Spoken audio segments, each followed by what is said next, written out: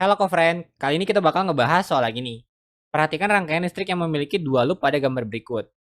Hitunglah A. Beda potensial AB, B. Kuat arus yang mengalir melalui GGL 6 volt, dan C. Energi yang diserap hambatan 1 ohm. Nah, di sini digambar nggak ada 1 ohm ya. Nah, 1 ohmnya itu yang di sini ya. Ini gambarnya salah, berarti ini ganti jadi 1 ohm. Oke, di sini berarti kita tulis dulu yang ditanya. Yang A yang ditanya itu beda potensial AB, berarti ini VAB ya.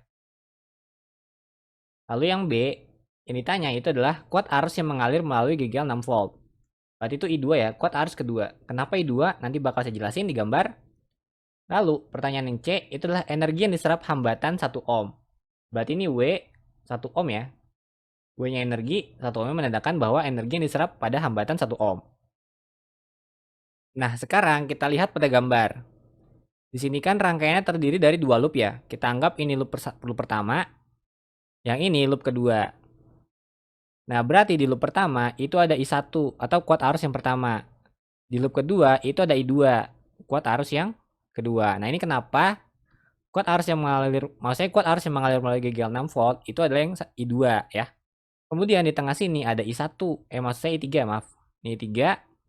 Nah, berarti di sini loopnya bentuknya gini nanti, arah loopnya ya. Ke tengah, nah ini biar mudah. Karena di sini yang di tengah-tengah dari A ke B itu searah. Kalau kita gambarnya terlalu ngasal, nanti jadinya ada yang berawan arah, ada yang pokoknya kalau berawan arah jadi repot ya. Maka dari itu yang dari A ke B kita bikin searah, itu ke bawah.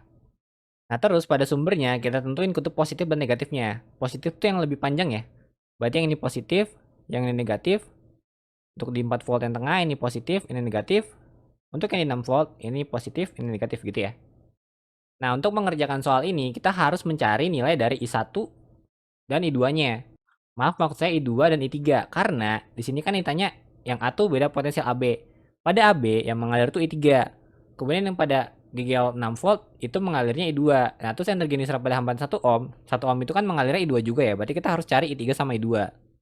Nah, di sini kita dapat menggunakan rumus dari hukum 2 Kirchhoff di mana rumusnya itu adalah sigma I dikali dengan R ditambah sigma GGL sama dengan 0. Nah, sekarang kita fokus di loop 1. Kita mulai dari sumber tegangan 4 volt yang sebelah kiri ya, paling ujung. Oke, kita mulai dari sini. Nah, di sini mengalir masuk ke negatif baterai. Berarti negatif 4 ya. Kalau masuknya dari positif berarti positif. Setelah itu ketemu hambatan 2 ohm ya. Nah, berarti ini ditambah I dikali R ya. R-nya 2 dikali I. I-nya I1. Kemudian ketemu I3. Masih ketemu hambatan 2 ohm di kawat A. Maaf, maksudnya kawat antara A dan B. Ada hambatan 2 ohm di situ. Ya, itu di situ yang mengalir I3. Berarti di situ jadinya ditambah 2 I3. Lalu ketemu sumber tegangan 4 volt, masuk positif dulu ya. Berarti 4 volt, maksudnya ditambah 4. Kemudian ketemu 2 ohm lagi nih. Tapi di sini. Nah, di sini kan ada I1 ya. Berarti jadinya ditambah 2 I1. Nah, ini sama dengan 0 karena udah selesai ya, udah muter lagi.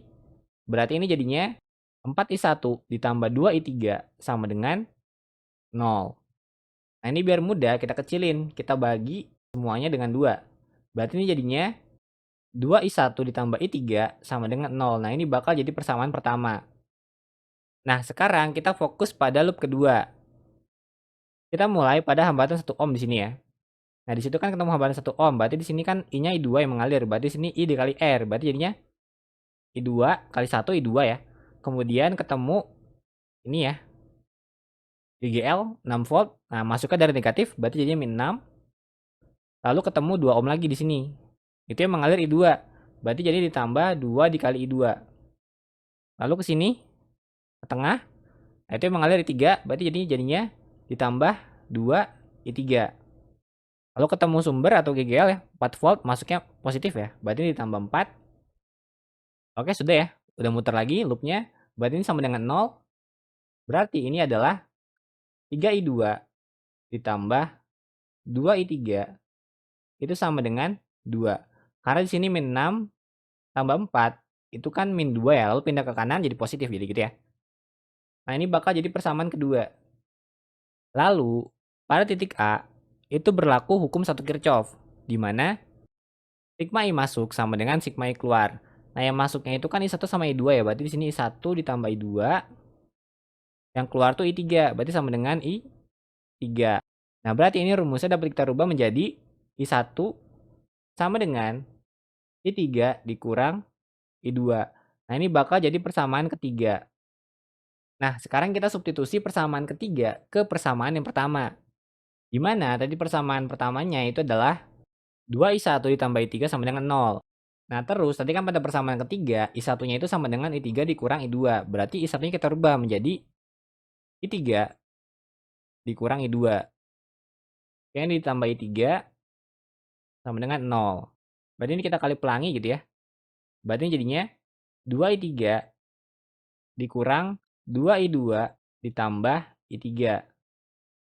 Nah, ini sama dengan 0. Berarti ini jadinya minus 2I2 ditambah 3I3 sama dengan 0. Nah, ini bakal jadi persamaan keempat. Nah, setelah itu kita eliminasi antara persamaan 2 dan persamaan keempat.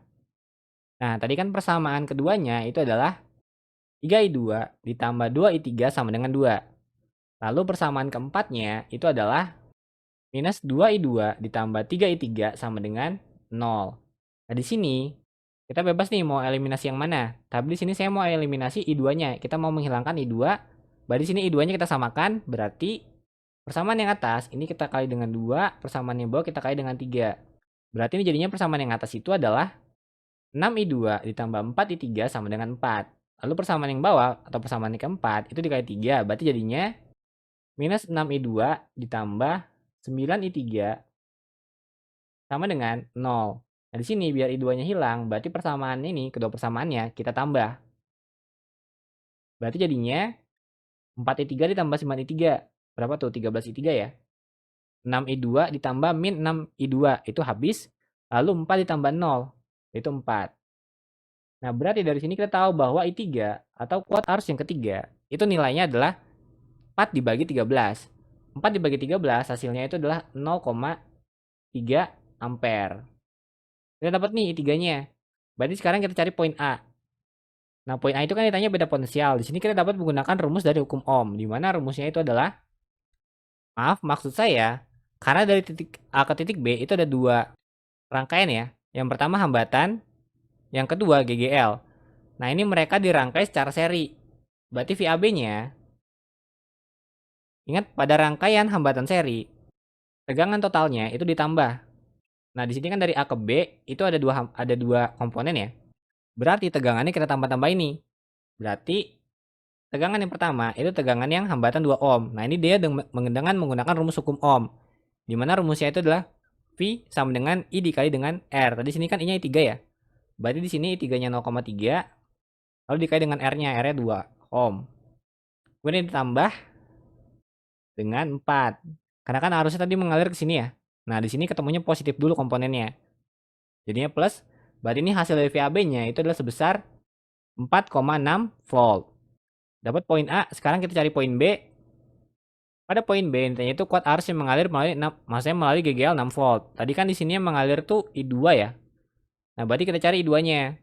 Nah, berarti kita dapat menggunakan persamaan yang ini atau yang ini. Karena kita dapat I3-nya ya. Berarti di sini kalau kita masukin persamaan maksudnya kalau kita masukin I3-nya nanti dapat I2-nya.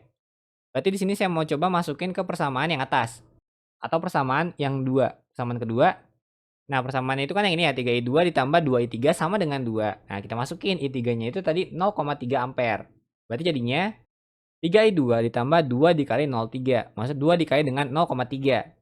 Berarti ini jadinya 3I2 sama dengan 2 dikurang dengan 0,6. Karena 2 kali 0,3, 0,6 terus pindah ke sebelah kanan jadi negatif ya. Berarti ini jadinya 3I2 sama dengan 1,4. Berarti I2-nya itu sama dengan 1,4 dibagi dengan 3. Berarti hasilnya itu adalah sebesar 0,467 ampere. Jadi kita dapat B-nya, I2-nya itu adalah sebesar 0,467 ampere. Sekarang kita cari yang C. Yang C yang ditanya itu energi ya. Energi pada 1 ohm, berarti ini W1 ohm.